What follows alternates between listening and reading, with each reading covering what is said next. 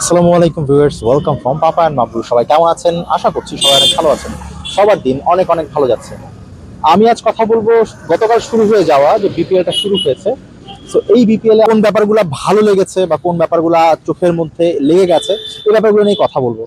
শুরুতেই আমি কথা বলবো, গতকালকে একটা খেলা হয়েছে রাজশাহী বনাম বরিশাল, এই ম্যাচটা নিয়ে কথা বলবো। যদিও আমি এখন যখন ভিডিওটা শুট করছি, আজকের দিনে আরো একটা খেলা বাকি আছে। তো এইটা হয়তো আমার পরবর্তী ভিডিওতে এই খেলাটা সম্পর্কে বা এখানকার কন্ডিশন এই সম্পর্কে বলবো। বাট আমি শুরুতেই বলবো প্রথম ম্যাচ সম্পর্কে। প্রথম ম্যাচে আমার অবজারভেশনটা কি ছিল রাজশাহী বনাম বরিশাল গেমে? দেখেন, রাজশাহী বনাম বরিশাল গেমটা বেশ এক্সাইটিং একটা ম্যাচ হয়েছে। অলমোস্ট 195 প্লাস একটা চেজ করেছে বরিশাল। ম্যাচটার মধ্যে উত্থান পতনের অনেক ব্যাপার স্যাপার ছিল, ওই জিনিসগুলা একজন অডিয়েন্স হিসেবে ভালো লেগেছে। কিন্তু তারপরেও কিছু কিছু ব্যাপার আমার বেশ দৃষ্টিকটু লেগেছে। শুরুতে দৃষ্টিকটু যে ব্যাপারটা লেগেছে সেটা হচ্ছে, বরিশালে খেলছে আমাদের রিশাদ হোসেন। রিশাদকে এই মুহূর্তে বাংলাদেশ দলে যদি সেরা বোলার বলা হয়, সেটা কোনো অংশে ভুল হবে না। হ্যাঁ, হয়তো ভারতে গিয়ে সে অনেক এক্সপেন্সিভ ছিল, সঞ্জু স্যামসন তাকে একেবারে 5টা 6 মেরেছে। বাট আপনি যদি খেয়াল করেন, লাস্ট ওয়ার্ল্ড কাপে আমাদের সেরা বোলার ছিল রিশাদ। এবং এই যে ওয়েস্ট ইন্ডিজ ট্যুরটা হয়েছে, এই ওয়েস্ট ইন্ডিজ ট্যুরেও কিন্তু আমাদের সেরা বোলার ছিল রিশাদ। রিশাদ বেশ ভালো ব্রেক থ্রু দিয়েছে। সো রিশাদ হচ্ছে আমাদের দলের অটো চয়েস। তো আমার প্রশ্ন হচ্ছে, রিশাদকে বরিশাল জোর করে খেলিয়েছে। রিশাদ কিন্তু বিগ ব্যাশে সুযোগ পেয়েছিল, বিসিবি তাকে এনওসি দেয়নি এই বরিশালে খেলার জন্য। রিশাদকে এনওসি দেওয়া হয়নি। নর্মালি আমাদের দেশের ক্রিকেটাররা বিগ ব্যাশে তেমন সুযোগ পায়নি। বিগ ব্যাশ অস্ট্রেলিয়ায় হয়, ডিফারেন্ট কন্ডিশন, যেটা আমাদের ক্রিকেটের জন্য একটা বেশ বেনিফিটেড একটা সাইড ছিল। যদি রিশাদ বিগ ব্যাশে খেলতে যেত, ডেফিনেটলি যেত। রিশাদের ক্রিকেট সেন্স আরো গ্রো করতো ওখানে খেলতে গেলে। ইভেন রিশাদ হোবার্টে সুযোগ পেয়েছিল, এবং হোবার্টে রিশাদ খেলবে না, এই জন্য রিপ্লেসমেন্ট খেলোয়াড় হিসেবে খেলছে ওয়াকার সালাম খেলছে। তো ওয়াকার সালাম খেলতে কিন্তু হোবার্ট প্রতিটা ম্যাচ খেলাচ্ছে। হোবার্টের অবস্থা বেশ একটা ভালো না, তারা রিশাদকে প্ল্যান করেছিল। সো ডেফিনেটলি রিশাদ হোবার্টে খেলতে পারতো। সেখানে বিসিবি রিশাদকে প্রপার এনওসি দেয়নি বরিশালে খেলানোর জন্য। তাহলে বরিশালের প্রথম ম্যাচে রিশাদ কেন খেলেনি? ব্যাপারটা খুবই দৃষ্টিকটু, এবং ক্রিকেটের জন্য এটা খুবই পুয়ার একটা ব্যাপার, অ্যাবসলিউটলি পুয়ার একটা ব্যাপার। লাস্ট বিপিএলটা আপনি ফলো করবেন আপনারা, সেখানে রিশাদকে খালি চট্টগ্রাম পর্বে খেলানো হয়েছে। আদার্স ঢাকা পর্ব বা সিলেট পর্বে তেমন একটা তাকে ওইভাবে খেলানো হয়নি। কুমিল্লায় খেলছিল রিশাদ গত বছর, এবারও সেম অবস্থা। রিশাদকে খেলার দুই দিকে বেনিফিট। লেগ স্পিনার একটা দলের জন্য অনেক অনেক ভাইটাল রোল প্লে করে, পাশাপাশি রিশাদের পাওয়ার হিটিং খুবই ইম্পর্টেন্ট। হ্যাঁ, বরিশাল দল অনেক ভালো, রিশাদ না হলেও চলে, কারণ রিশাদ নেওয়ার দরকার ছিল না। আমার দরকার আমাদের দেশের ইম্পর্টেন্ট খেলোয়াড়রা কতটুকু গেম টাইম পাচ্ছে, এটা ইম্পর্টেন্ট একজন অডিয়েন্স হিসেবে। হয়তো বরিশাল ফ্র্যাঞ্চাইজি দল, তারা রিশাদকে নিয়েছে ফিল করে, বাট দিয়ে তাকে যদি ডাগ আউটে বসানোর জন্য তাহলে তো বরিশালকে আমি বলবো গরিবের রিয়াল মাদ্রিদ। কারণ রিয়াল মাদ্রিদে এরকম অনেক ইম্পর্টেন্ট খেলোয়াড়রা খেলেছে, যেখানে ইম্পর্টেন্ট খেলোয়াড়রা বেঞ্চ করেছে। উৎকৃষ্ট এক্সাম্পল হচ্ছে ব্রাজিলের রবিনসনও কিন্তু এরকম বেঞ্চ করতে করতে রবিনসন হারিয়ে গিয়েছিল। তো এরকম অনেক এক্সাম্পল রয়েছে, অনেক ক্লাবে রয়েছে, কিন্তু সেখানে আমাদের দেশীয় ফ্র্যাঞ্চাইজি এখানে রিশাদকে খেলানো হয়নি। জিনিসটা খুবই দুঃখজনক এবং দৃষ্টিকটু। পরবর্তীতে আমি যেটা বলবো, ওভারঅল আর বাকি সব ঠিক ছিল, তবে রাজশাহী বোলিংটা সাজিয়েছে এবং সেখানে তারা জিসানকে দিয়ে এক ওভার করিয়েছে। প্রথম বলেই নাজমুল হোসেন শান্ত উইকেটটা পেয়েছে, এরপর জিসানকে তারা ব্যবহার করেনি। এবং রাজশাহী দলে আকবর আলী আছে। আকবর আলীকে বলা হচ্ছে বাংলাদেশের ক্যাপ্টেন ম্যাটেরিয়াল। তাকে যদি ক্যাপ্টেন ম্যাটেরিয়াল বলা হয়, এবং লাস্টে এনসিএলটা হয়েছে, সব থেকে উইক দল ছিল রংপুর দলটা এনসিএল এর।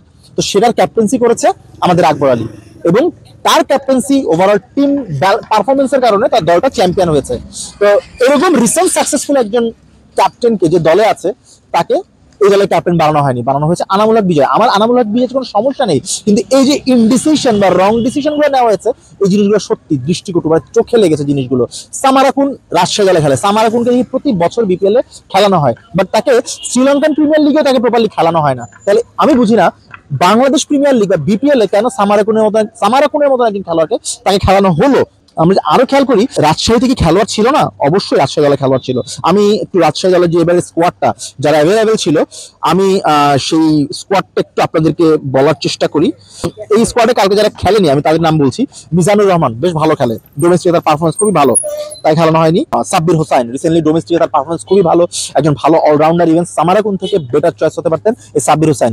এনসিএল তার পারফরমেন্স ভালো ছিল, দারুণ একজন স্ট্রোক মেকার এবং ভালো মিডিয়াম পেস করেন। সামারাকুনের জায়গায় একটা জেনুইন বোলার খেলাতে পারতেন বিলাল খানকে, যে লাস্ট বিপিএল দুর্দান্ত বল করেছে, তার পারফরমেন্স খুবই ভালো ছিল। আপনি বিলাল খানকেও খেলাননি, ফাইন। শফিউল ইসলামকে আপনারা খেলিয়েছেন, অটো চয়েস শফিউল ইসলাম। বাংলাদেশের প্রেক্ষাপটে, বিপিএল এর প্রেক্ষাপটে এখন পর্যন্ত শফিউল ইসলামের বিপিএল হিস্ট্রিতে দারুণ পারফরমেন্স, তাকে আপনারা খেলাননি, রেখেছেন। সঞ্জামুল ইসলাম দুর্দান্ত একজন বাঁহাতি স্পিনার, হয়তো আমি বুঝলাম সঞ্জামুল ইসলাম এই জন্যই খেলেননি, তার রিপ্লেসে হাসান মুরাদ খেলেছে, জন্য খেলেনি। তো ফাইন, এটা একটা ভালো চয়েস। মেহের শেখকে খেলাতে পারতেন, জেনুইন পেসার, তার ডোমেস্টিকের পারফরমেন্স ভালো। তো এই জিনিসগুলা দুর্বার রাজশাহীর আমার চোখে লেগেছে। এছাড়াও আনামুল বিজয় যেভাবে আসলে খেলেছে, তার স্ট্রাইক রেট বা এরকম একটা মানে ব্যাটিং প্যারাডাইসে তার স্ট্রাইক রেটও আসলে কিছুটা দৃষ্টিকটু ছিল। তারপরেও বলবো ওকে ফাইন, তার আমি দোষ দিব না।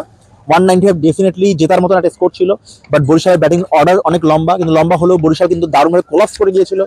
বাট সেই কোলাপসটা রিকভার করতে যেন রাজশাহী, মানে এই রাজশাহী দলটা মানে দুর্বার রাজশাহীকেই দেখা গেল তারা অনেক সহায়তা করেছে এই কোলাপসটা যেন না ঘটে।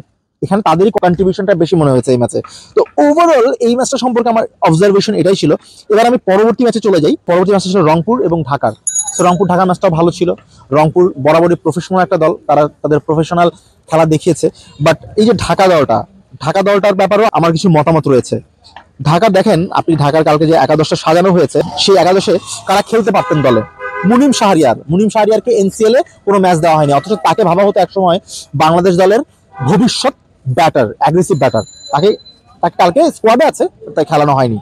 ঠিক আছে ফাইন। স্ক্যানাজি সম্পর্কে আমি বলবো তাকে খেলানো হয়েছে, বাট তাকে খেলানোর রিজনটা কি আমি আসলে আমার মাথায় ঢুকছে না। লাস্ট 2-3টা বছর সে কিন্তু পুরো আউট অফ ফর্মে, দ্যাটস ওয়াই বিগ ব্যাশও কিন্তু তাকে এবার পিক করেনি।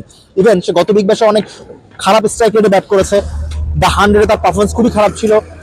টি-20 ব্লাস্ট যেটা ইংল্যান্ডে যেটা হয় সেখানে তার পারফরমেন্স অত ভালো ছিল না। এছাড়াও আইএল টি-20 গতবার খেলেছে সে, আরো বিভিন্ন টুর্নামেন্টে খেলেছে, এসএ টি-20তে খেলেছে, বাট তার পারফরমেন্স একদম পুয়ার ছিল। এত পুয়ার পারফরমেন্সের পরেও আমি জানি না আমাদের দেশের পারফরমেন্স অ্যানালাইসিস যারা এইসব ফ্র্যাঞ্চাইজি দলে আছেন তারা আসলে কি অ্যানালাইজ করে আমি আসলে জানি না। স্ক্যানাজিকে তারা পিক করেছে এবং স্ক্যানাজির শুরুটা এত হরেবল ছিল, তার প্রথম 7টা বলে ডট ছিল, 7 বলে 1 রান ছিল প্রথম 7 বলে। তো এই জিনিসগুলো বেশ দৃষ্টিকটু লেগেছে। সাইম আইয়ুবকে তো তারা পাচ্ছে না। শাহাদাত হোসেন দীপু লাস্ট বিপিএল এ চিটাগাং খেলেছে, তার পারফরমেন্স বলবো ওকে টাইপ ছিল। তো আপনি তাকে খেলাতে পারতেন এবং সে ভালো অ্যাঙ্কর রোল প্লে করতে পারে। আপনার তাকে পিক করেননি কালকে 11-এ, জিনিসটা আমার দৃষ্টি দুঃখজনক। মানে প্রথম 4 জনের পর তানজিদ তামিম, লিটন কুমার দাস, হাবিবুর রহমান সোহান, স্ক্যানাজি যার সমালোচনা করলাম আমি, এরপর থিসারা পেরেরা, আমি থিসারা পেরেরা প্রসঙ্গেও আসছি। এরপরে আপনি এই দলে কোনো ব্যাটার পাবেন না, ডিরেক্ট একদম কঙ্কাল বেরিয়ে যাবে তাদের ব্যাটিং অর্ডারের। তো এখানে আমার ব্যাটার থাকতেও আমি তাকে খেলাচ্ছি না। ফরমানুল্লাহ আফগানিস্তানের একজন খেলোয়াড়। ফরমানুল্লাহকে আপনারা চেনেন? তার আপনি ভালো পারফরমেন্স কোথায় দেখেছেন? আপনি ফরমানুল্লাহকে আমাদের অ্যানালাইসিস যারা তারা কি অ্যানালাইসিস করেছে আমি জানি না, আফগান লিগে তার কি এমন পারফরমেন্স ছিল যে ফরমানুল্লাহকে পিক করতে হবে। আশা করবো সে ভালো খেলবে। আমার যে প্রেডিকশন বা আমার যে অ্যানালাইসিস এটাকে তারা ভুল প্রমাণ করবে। তাকে তারা পিক করেছে ফাইন। থিসারা পেরেরা সে এখন বিভিন্ন লিজেন্ড লিগ খেলে বেড়ায়, লিজেন্ড লিগগুলোতে তার পারফরমেন্স অতটা আপ টু দ্য মার্ক না, বাট তাকেও এখানে খেলানো হয়েছে।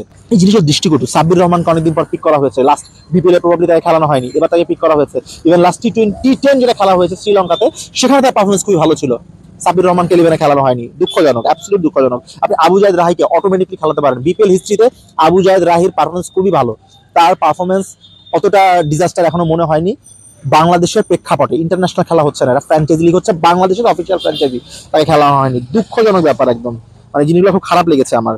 এছাড়া মুশফিক হাসান ছিল লাস্ট বিপিএল এ ভালো করেছিল, কুমিল্লায় খেলেছিল, তাকেও খেলানো হয়নি। জানি না ইঞ্জুরি কোনো প্রবলেম আছে কিনা, আই গেস নাই, কারণ এনসিএল এসে খেলেছে। লিটন দাস হয়তো ব্যাটিংটা প্রপারলি করার জন্য, ব্যাটিং ফর্মে আসার জন্য সাথে ক্যাপ্টেন্সিরা নেয়নি, এই জন্য হয়তো থিসারা পেরেরাকে ক্যাপ্টেন করা হয়েছে। তবে একজন দেশি ক্রিকেটারকে ক্যাপ্টেন করলে ভালো হতো। লিটন দাস উইকেটের পেছনে থেকে তাকে কোঅপারেট করতে পারতেন এবং সে অনেক এক্সপিরিয়েন্সও হতো। এখন আপনি বলতে পারেন দেশি হিসাবে কাকে করা যেতে পারতো, যদিও শুনে আপনাদের হাসি লাগতে পারে, দেশি হিসাবে ক্যাপ্টেন হিসাবে আমি তানজিদ তামিমের কথাই বলবো, হয়তো সে আরো এক্সপার্ট হতো। লিটনের সাথে কথা বলে ডিসকাস করে বেশ ভালো একটা আউটপুট হয়তো আসতে পারতো। এখন থিঙ্ক ট্যাঙ্ক যেটা বেটার মনে করবে সেটাই করেছে। বাট আমার দলটা নিয়ে আসলে একটু সন্দিহান আমি, যে এই দলটা কতদূর খুব ভালো করবে। মাঠের পারফরমেন্সের বাইরে ঢাকা ক্যাপিটাল কিন্তু বেশ বাজ ক্রিয়েট করেছে, বাট যে ক্রিকেটার তার পিক করেছে এখানে আমার মনে হয় না তারা অতটা বাজ ক্রিয়েট করতে পেরেছে। এবার চলে আসি আমি আজকের ম্যাচটাতে, খুলনা এবং চিটাগাংয়ে যে খেলাটা হয়েছে। তো খুলনা কিন্তু দারুণ ডিস্ট্রাকটিভ ব্যাটিং করেছে, বিশেষ করে মাহিদুল অঙ্কনের কথা বলতে হয়। অঙ্কন কিন্তু দুর্দান্ত ব্যাটিং করেছে, বলা যায় অঙ্কনের শেষ মুহূর্তে ডিস্ট্রাকটিভ ব্যাটিং এর কারণেই খুলনা 200 পার করেছিল এবং ওইটাই বেসিক্যালি চিটাগাংয়ের জন্য বার্ডেন হয়ে দাঁড়িয়েছিল। তো খুলনার ব্যাটিং অর্ডার কিছুটা আমার কাছে প্রশ্নবিদ্ধ ছিল, কারণ আমি চাচ্ছিলাম বা আমি ভাবছিলাম ইব্রাহিম জাদরান ওপেন করবে এবং অটো চয়েস ছিল, বাট ইব্রাহিম জাদরান ওপেন করেনি, তার রিপ্লেসে বশিষ্ঠ ওপেন করেছে, যে বিগ ব্যাশে দল পায়নি। বশিষ্ঠ পারফর্ম ভালো করেছে, 50 বলে 75 করেছে, দলের জন্য ইফেক্টিভ ব্যাটিং করেছে। সো এখন আপনি চাইলেও কোয়েশ্চেন তুলতে পারবেন না, তবে ইব্রাহিম জাদরান টপ অর্ডারে ভালো খেলে, দুর্দান্ত একজন ব্যাটার। তারপর হয়তো সে স্লগও ভালো খেলবে পরবর্তী ম্যাচগুলোতে। আফিফ হোসেন ধ্রুব এখনো হতাশ, আফিফ হোসেন ধ্রুব টপ অর্ডারে ব্যাট করার ক্যাপাবিলিটি রাখে, বাট সেও মিডল অর্ডারে চলে এসছে।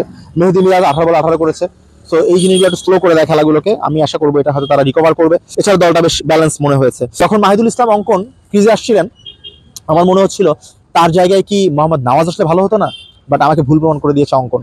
দারুণ ব্যাটিং করেছে, ডেডলি ব্যাটিং করেছে অঙ্কন, জিনিসটা দেখার মতো ছিল। আপনি যদি বলেন যে এই দলের বোলিং লাইনে, আমি জানি না শরীফুলের কি হয়েছে, লাস্ট অনেকগুলো ম্যাচ ধরে দেখতে পাচ্ছি যে শরীফুল ইসলাম ওরকম শেপে নাই, তার শেপ থেকে কিছুটা খাপছাড়া মনে হয়েছে। একমাত্র এই দলের বোলিং আলিস আল ইসলাম, আলিস ছাড়া কাউকে অতটা ইফেক্টিভ মনে হয়নি। আলিস 4 ওভারে 17 রান দিয়ে 2 উইকেট পেয়েছে, এটা কিন্তু ইম্পর্টেন্ট না। আলিসের আপনি বোলিং স্পটটা দেখবেন, দুর্দান্ত, দেখার মতো ছিল। সেই একমাত্র দলটাকে বেঁধে রাখতে পেরেছে। এরপরে মোহাম্মদ ওয়াসিম যথারীতি খরচে, খালেদ আহমেদ খরচ, টম ও কোনেল যে গতবার বিগ ব্যাশ খেলেছিল এবার দল পায়নি, এখানে খেলছেন আব্দুল্লাহ মার্কনা। শামীম হোসেনও অতটা ভালো বল করেনি। বা শামীম হোসেন, চিটাগাংয়ের যদি কেউ আলো ছড়ায় সে হচ্ছে শামীম হোসেন। দুর্দান্ত ব্যাটিং করেছে আজকে। একমাত্র শামীম হোসেনের ডিস্ট্রাকটিভ ওই ইনিংসটার কারণে এবং দায়িত্বশীল বলতে পারেন, চমৎকার স্ট্রাইক রেটে সে যে দায়িত্বশীল ইনিংসটা খেলেছে, ওই ইনিংসটার বদলতেই শামীম হোসেন তার দল চিটাগাং কিংস 166 রান করতে পেরেছে। শামীম হোসেনের ইনিংসটার মাহাত্ম্য অনেক বড়। এই দলের ব্যাটিং অর্ডার নিয়েও আমার কিছু কোয়েশ্চেন আছে। নাইম ইসলাম অ্যাকচুয়ালি তাকে আমরা টেস্ট ব্যাটার হিসেবে জানি, হয়তো বহু আগে তাকে ছক্কা নাইম হিসেবে উপাধি দেওয়া হয়েছিল, বাট এখন সে অ্যাকচুয়ালি সেই মোমেন্টামে নেই, কিন্তু তাকে ওপেনিং এ পাঠানো হয়েছে। দুঃখজনক, জিনিসটা সত্যি দুঃখজনক। পারভেজ হোসেন ইমন পারফেক্ট। পারভেজ হোসেন ইমনের সাথে কিন্তু হায়দার আলী আসলে আমার মনে হয় গুড চয়েস ছিল, বাট দেখেন হায়দার আলীকে পাঠানো হয়েছে 5 নম্বরে, বাট সে কিন্তু টপ অর্ডার ব্যাটার। আপনি তার ব্যাটিং ক্যাপাবিলিটিস দেখলে বুঝতে পারেন পাওয়ার প্লেটা ভালো ইউজ করা যেত। যদিও তার পাওয়ার প্লে রান ছিল 55, ততক্ষণ উইকেট 3-4টা চলে গেছে। মোহাম্মদ মিথুন আগে চলে এসছে, উসমান খান হয়তো ম্যাচে রান পায়নি, বা সে রান পেয়ে যাবে, সে প্রপার জায়গায় এসছে। ব্যাটিং অর্ডারের দিক থেকে এই জিনিসগুলো খুবই মানে চোখে লেগেছে। চিটাগাং স্কোয়াডটা একটু আমরা দেখি যে চিটাগাং স্কোয়াড আছে, কাকে খেলাতে পারতো বা খেলালে ভালো হতো। যেমন এই দলগুলো কেন জানি চোখ করে আমার মনে হয়। গ্রাহাম ক্লার্ক একটা ভালো ভালো পিক, কিন্তু টি20 ব্লাস্টে কিন্তু গ্রাহাম ক্লার্ক দারুণ ডিস্ট্রাকটিভ ব্যাটিং করে। আমি জানি না গ্রাহাম ক্লার্ক এসছেন কিনা, যদি আসে তাকে কিন্তু দলে পিক করা যেতে পারে, ডেফিনেটলি পিক করা যেতে পারে। তাকে কেন পিক করা হয়নি? ইভেন ওকোনেলের জায়গায় কিন্তু গ্রাহাম ক্লার্ককে পিক করলেও কিন্তু দল ভালো করবে আই গেস। বিনুরা ফার্নান্ডো এখন নিউজিল্যান্ডে আছে, হয়তো নিউজিল্যান্ড সিরিজ পরে সে চলে আসবে, জয়েন করবে দলের সাথে। মারুফ মৃধাই দলে আছে। মারুফ মৃধা দুর্দান্ত একজন সুইং বোলার, তাকেও খেলাতে পারতো, তাকেও খেলায়নি, রিজন কি আই ডোন্ট নো। পারভেজ জীবন ভালো ব্যাটিং করেছে রিসেন্ট এনসিএলে, তাকেও খেলানো হয়নি, আমি জানি না রিজন কি।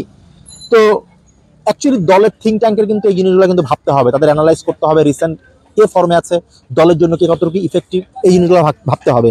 যাই হোক, এখন একটা খেলা অলরেডি শুরু হয়ে গেছে, তো ওই খেলাটা নিয়ে আমি পরবর্তীতে না কথা বলবো। তবে আজকে আমি এই বিপিএল এর শুরু থেকে আমার দৃষ্টিতে বাইরে ব্যবস্থাপনা কি হয়েছে, ব্রডকাস্টিং, এসব নিয়ে আমি কথা বললাম না, এসব নিয়ে হয়তো কখনো অন্য কোনো সময় কথা বলা যাবে। তো আমি দলের যে এই 3টা ম্যাচে কি হতে পারতো, কি করলে ভালো হতো, আমার দৃষ্টিতে আমি সেটা আপনাদের শেয়ার করতে পারতাম। তবে সব থেকে দুঃখজনক ব্যাপার হচ্ছে রিশাদের দলে ইনক্লুড না হওয়াটা, এটা চোখে লাগে। দলের সেরা বোলার, বাংলাদেশ দলের সেরা লেগ স্পিনার, একমাত্র লেগ স্পিনার যে বাংলাদেশ ন্যাশনাল টিমে খেলে এবং দারুণ স্লগে হিট করতে পারে। হয়তো রিসেন্ট কয়েকটা ম্যাচে তার ব্যাটিং অতটা আপ টু দ্য মার্ক ছিল না, বাট ডোমেস্টিক ফ্র্যাঞ্চাইজি এইসব ম্যাচে তাকে রেগুলার খেলাতে হবে, তাহলে সে দলের জন্য অপরিহার্য উপাদানে পরিণত হবে। ইভেন তাকে একদম সুপরিচিত ফ্র্যাঞ্চাইজি লিগ বিগ ব্যাশে তাকে পিক করা হলো, সেখানে বিসিবি তাকে এনওসি দিল না, এবং তাকে এনওসি দিল না, বাংলাদেশে রেখে দিল, খেলালো না। এই জিনিসগুলো সে চোখে লেগেছে। হয়তো ভিডিওটা আজকে অনেক বড় হয়ে গেছে, আবার পরবর্তীতে বিপিএল নিয়ে আসবো, কথা বলবো আপনাদের সাথে। ততক্ষণ সুস্থ থাকুন, ভালো থাকুন, আল্লাহ হাফেজ।